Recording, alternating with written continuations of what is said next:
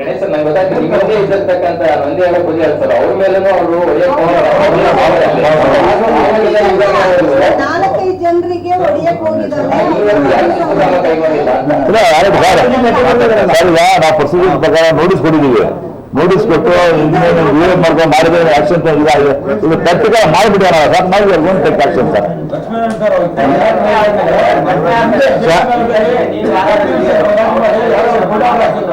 ಅವಾಗ ಅವ್ರು ಸಾಲ ಬಂದವರೆಲ್ಲ ಹೋಗಿದ್ದವ್ರಿಗೆ ಬಿಡಿಸ್ಲಿಕ್ಕೆ ಹೋಗಿದ್ವಿ. ಅವ್ರಿಗೆ ಬೊಳ್ಳೆ ಹಾಕಿ ಸರ್ ಯಾವ್ದು ಮಾತಾಡಿಲ್ಲ ಸರ್. ಫೋನ್ ಮಾಡಿದ್ದೆ ಏನ್ ಮಾತಾಡಿಲ್ಲ ಯಾಕೆ ಮಾತಾಡ್ಬೇಕು ಸರ್ ಅಂತ ಸರ್. ಈಗ ಒಂದೇ ನಿಮಿಷ ಈಗ ನಾವು ಗೋವಾದಲ್ಲಿ ನಾನಿದ್ದಾಗ ನಾನು ಇದನ್ನ ಅಷ್ಟು ನಾನು ಉಪಯೋಗಿಸಲ್ಲ, ಅಷ್ಟು ನೋಡಲ್ಲ. ನಾನು ಎಲ್ಲರೂ ಬಂದು ತೋರಿಸ್ತಾ ಇದ್ದೆ.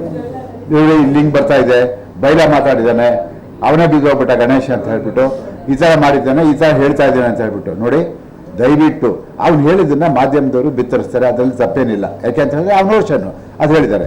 ನಾವು ಕೂತ್ಕೊಂಡು ಫುಲ್ಲು ಅಲ್ಲೇನು ನಡೀತು ಅದನ್ನು ಕ್ಲಾರಿಫಿಕೇಶನ್ ಕೊಡೋಣ. ಅದಕ್ಕೆ ದಯವಿಟ್ಟು ಪ್ರೆಸ್ ಮೀಡಿಯಾ ಕರೆಯಿರಿ, ಇದನ್ನು ಕ್ಲಿಯರ್ ಮಾಡೋಣ. ಅವ್ನು ಹೇಳೋದೆಲ್ಲ ಸುಳ್ಳು, ಅವ್ನು ಹೇಳೋದೆಲ್ಲ ಶತ ಸುಳ್ಳು. ಬೈಲ ಇಲ್ಲ ಸರ್, ಗಣೇಶ್ ಬಿದ್ದಿಲ್ಲ ಸರ್, ಗಣೇಶನ್ನ ಬೀಳ್ಸಿದ್ದಾನೆ, ತಳ್ಳಿದ್ದಾರೆ, ಅದೆಲ್ಲ ಇದ್ದವ್ರು ಸಾಕ್ಷಿ. ಬಟ್ ನಾನು ಇರಲಿಲ್ಲ, ನಾನು ಕೇಳ್ಪಟ್ಟೆ. ಅದೆಲ್ಲರೂ ಹೇಳ್ತಾ ಇದ್ದಾರೆ ಗಣೇಶ್ ಬೀಳಿಲ್ಲ ಬರ್ದಾರೆ. ಇಲ್ಲ ಅಲ್ಲೆಲ್ಲ ರೂಮ್ಗೆ ಹೋಗುವಾಗ ಸ್ವಲ್ಪ ಸ್ಕಿಡ್ ಆಗಿ ಸ್ವಲ್ಪ ತರ್ಚ್ಕೋತ ಅಷ್ಟೆ. ಆಮೇಲೆ ಆ ಸ್ಪಾಟಲ್ಲಿ ನಾನು ಇಲ್ಲ, ಆದರೂ ಕೂಡ ಮನುಷ್ಯ ಯಾವತ್ತೂ ಕೂಡ ಒಂದು ಇಂಡಸ್ಟ್ರಿಯಲ್ಲಿ ಬಂದಾಗ 4 ಜನದ ಜೊತೆ ಹೊಂದ್ಕೊಂಡು ಹೋಗ್ಬೇಕು, ಅದನ್ನು ನಾವು ಬಯಸ್ತೀವಿ. ಆದರೆ ಈ ಥರ ಬಂದು ನೀವು ಮುಂದೆ ಇಷ್ಟೊಂದು ಸುಳ್ಳು ಹೇಳಿದಾನಲ್ಲ, ನೋಡಿದವ್ರು ಸತ್ಯವಾಗಿ ಎಲ್ಲರೂ ಅಲ್ಲಿದ್ದೀವಿ. ಆದರೆ ಅದನ್ನು ಸುಳ್ಳು ಹೇಳ್ತಾ ಇದ್ದಾನಲ್ಲ, ಅದು ನನ್ನ ಮನಸ್ಸಿಗೆ ತುಂಬ ನೋವಾಯಿತು. ಅದಕ್ಕೆ ಮೀಡಿಯಾ ಕರೀರಿ, 1 ವರ್ಷ ತಿಳ್ಕೊಳ್ಳೋದು ಬೇಡ, 2 ವರ್ಷನೂ ತಿಳ್ಕೊಳ್ಳಿ. ಆಮೇಲೆ ವಾಣಿಜ್ಯ ಮಂಡಳಿ ಏನು ತೀರ್ಮಾನ ತಗೊಳುತ್ತೋ ನೀವು ಅದನ್ನು ತಗೊಳ್ಳಿ. ಮೊದಲು ಮೀಡಿಯಾಗೆ ಅದನ್ನು ಕ್ಲಾರಿಫಿಕೇಶನ್ ಕೊಡಿ ಅಂತ ಹೇಳ್ಬಿಟ್ಟು ನಾನೇ ಈ ಪ್ರೆಸ್ ಮೀಟ್ನ ಕರೀರಿ.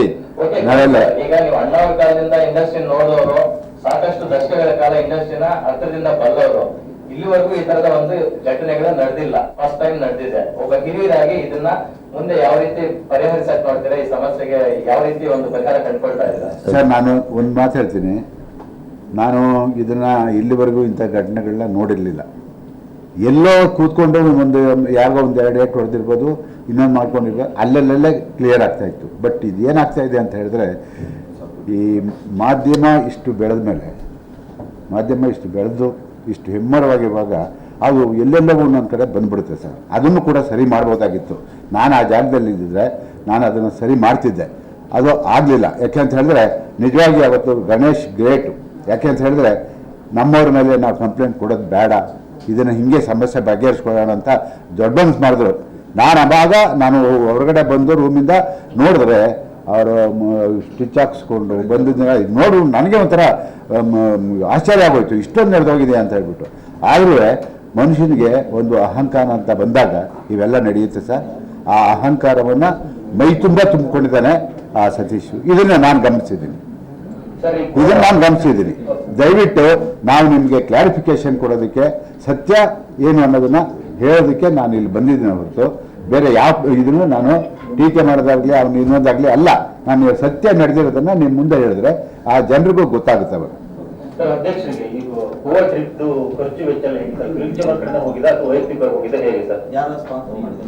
ಸರ್ ಫಿಲಮ್ ಚೇಂಬರಿಂದ ಹೋಗಿಲ್ಲ, ನಾನೇ ಮಾಡಿರೋ ಸರ್.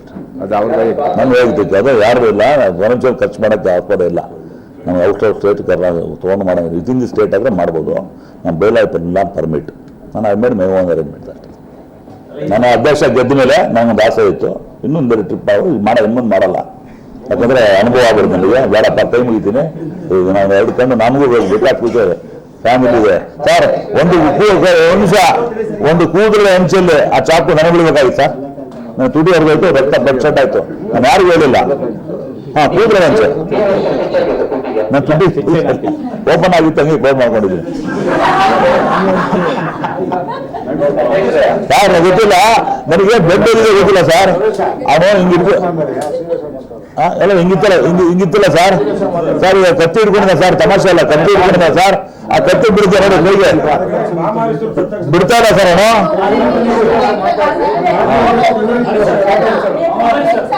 ಸರ್ ಈಗ ಅವರು ಯಾರು 50% ಮರ್ಯಾದೆ ಯಾರು ಇಲ್ಲ ಅಲ್ಲಿ. ಈ ಒಂದು ಸಂದರ್ಭದಲ್ಲಿ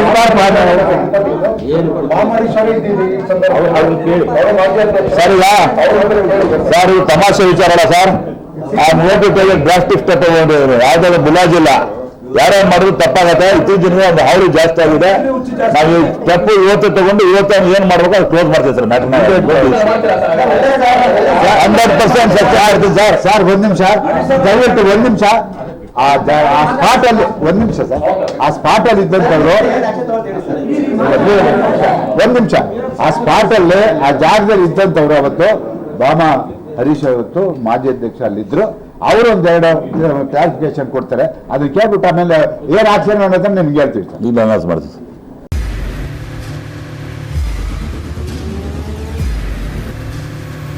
ಪ್ರಜಾಮಾರ್ಗ ನ್ಯೂಸ್, ಇದು ಜನಸಾಮಾನ್ಯರ ಧ್ವನಿ.